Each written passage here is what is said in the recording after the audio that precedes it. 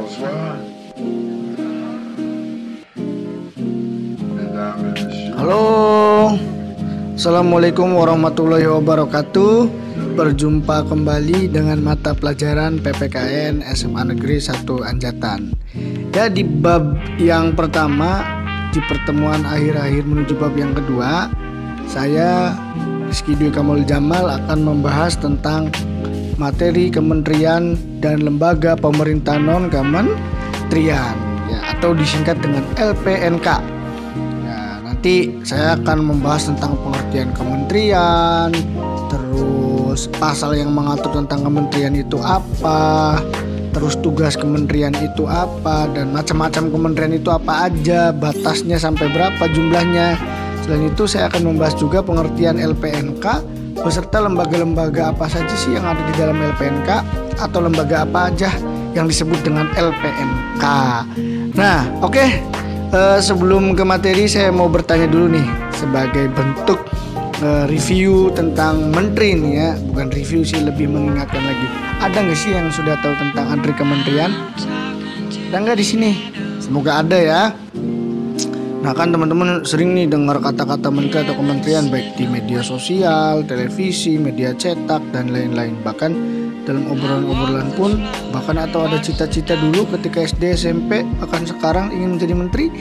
Nah, sebelum kalian menjadi menteri beneran atau tahu tentang menteri itu apa, kita bahas dulu ya. Nah, nih definisi atau pengertian menteri. Di Indonesia, menteri adalah pembantu presiden yang memimpin kementerian. Nah, menteri-menteri tergabung dalam kabinet atau susunan struktur yang dibuat oleh presiden.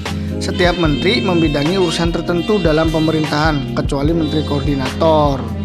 Nah, jadi gini teman-teman, kesimpulannya, menteri itu adalah orang yang ditunjuk dan diberikan jabatan oleh presiden untuk membantu tugas-tugas presiden.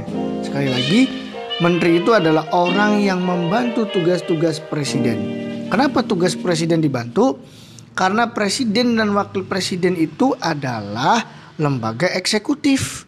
Berarti yang menjalankan undang-undang. Sebagai orang yang menjalankan dan melaksanakan undang-undang, akan menjalankan semua amanat undang-undang dengan baik sesuai dengan visi misinya, sesuai dengan tujuannya dan tujuan negara Indonesia. Tapi mungkin gak sih presiden dan wakil presiden yang kerja sendiri? Ya tidak mungkin. Makanya presiden dan wakil presiden harus dibantu oleh menteri-menteri negara dalam kabinetnya. Pak, kenapa harus dibantu? Kan presiden punya power. Justru karena punya power, presiden membagikan tugasnya kepada orang-orang yang berkompeten di bidangnya masing-masing. Gak mungkin dong Indonesia yang begitu luas, begitu majemuk atau berbeda-beda dikerjakan sendiri oleh presiden kalau ada apa-apa. Wah ya, repot juga presidennya gitu ya.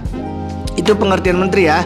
Jadi menteri itu bahasa mudahnya adalah orang yang membantu tugas-tugas presiden dan wakil presiden. Lanjut. Nah, ini ada foto-foto nih. Kalau nggak salah ini adalah kabinet presiden yang sekarang, yang baru. Di sini ada nama-nama beken ya. Contohnya adalah ada Nadiem Makarim, Menteri Pendidikan dan Kebudayaan, yang salah satunya adalah CEO Gojek atau aplikasi transportasi GoFood dan lain-lain. Ada lagi Bapak Luhut Binsar Panjaitan, ada lagi Erick Thohir, Menteri BUMN, ada Bapak Tito Karnavian, Mendagri. Banyak ini ya, ada pokoknya Bapak Mahfud MD. Nah, teman-teman bisa lihat satu persatu dan cari di Google deh atau di referensi lain untuk melihat menteri-menteri keren kita ini ya. Semoga mereka sehat dan beramanah menjalankan tugas. Lanjut. Ternyata dalam kementerian itu ada hal yang mengatur rule of law-nya, yaitu ketentuan yang mengatur Menteri Indonesia terdapat pada atau landasan hukumnya itu terdapat pada bab 5 pasal 17 UUD NRI tahun 1945 yang menyatakan bahwa 1. Presiden dibantu oleh menteri-menteri negara. Nah, tadi pengertian menteri-menteri negara itu ternyata amanat langsung dari undang-undang ya, yang isinya langsung tuh ditunjukkan bahwa menteri itu tugasnya adalah membantu presiden. dalam menjalankan tugasnya sebagai lembaga eksekutif atau sebagai kepala pemerintahan atau disebut dengan presidensil gitu. Nah, yang kedua, menteri-menteri itu diangkat dan diberhentikan oleh presiden. Jadi menteri negara kita itu bukan jabatan yang terpilih langsung oleh masyarakat atau melalui pemilu. Beda dengan bupati, dengan gubernur, dengan presiden, dengan anggota DPR, DPD yang dipilih oleh rakyat secara berkala 1 periode atau 5 tahun sekali. Tapi menteri-menteri ini diangkat oleh presiden sendiri yang memiliki hak prerogatif untuk menyusun kabinetnya, ya, atau tim untuk menjalankan roda pemerintahan yang isinya adalah orang-orang yang membantu presiden dalam melaksanakan tugasnya 1 periode ke depan atau 5 tahun ke depan sebagai presiden gitu ya. Jadi menteri itu bukan dipilih oleh masyarakat tapi diangkat langsung oleh presiden dan diberhentikannya pun langsung oleh presiden. Ya mungkin kalau kinerjanya bagus bisa jadi menteri itu akan lama menjabatnya, tapi kalau kinerjanya belum ada kemajuan bisa jadi diganti atau di rolling dengan orang yang lebih kompeten misalkan. Nah, yang ketiga, setiap menteri membidangi urusan tertentu dalam pemerintahan. Jadi gini teman-teman, kalau lihat di aturan yang lama mungkin sampai sekarang, menteri itu jumlahnya ada 34 kementerian. Nah, makanya kementerian itu nanti mewadahi beberapa urusan negara atau bidang tertentu dalam pemerintahan. Misalkan Menteri Pendidikan dan Kebudayaan yang ngurusinya tentang pendidikan dan kebudayaan. Ada lagi Menteri Bidang Ekonomi yang ngurusinya tentang kemajuan ekonomi. Terus Menteri Pemuda dan Olahraga berarti ngurusinya tentang para pemuda dan gimana mengembangkan dan merawat olahraga yang berprestasi dan menjadi ajang silaturahmi. Ada lagi Menteri Pertahanan berarti ngurusinya tentang kedaulatan melalui organisasi militer, alutsista dan lain-lain. Terus ada lagi Menteri Pertanian berarti ngurusin pertanian.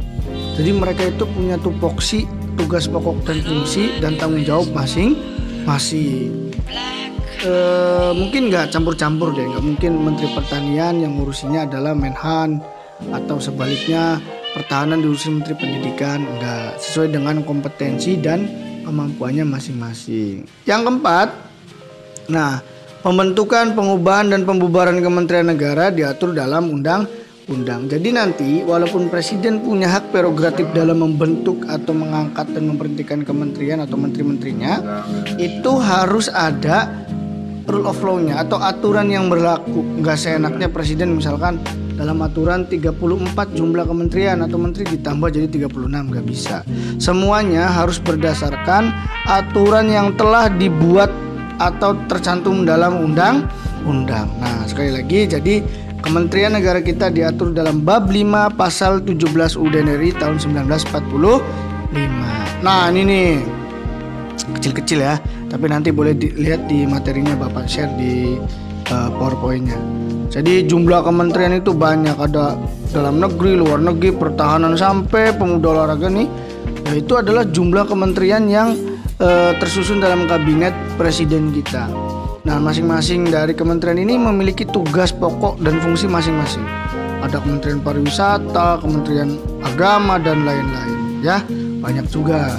Nah, itu adalah kementerian. Jadi kesimpulannya dalam materi kementerian yang pertama, menteri itu adalah jabatan atau orang yang ditunjuk untuk membantu tugas-tugas presiden dan wakil presiden. Yang kedua, menteri-menteri ini diberikan rule-nya atau landasan hukumnya pada bab 5 pasal 17 UUD RI tahun 1945.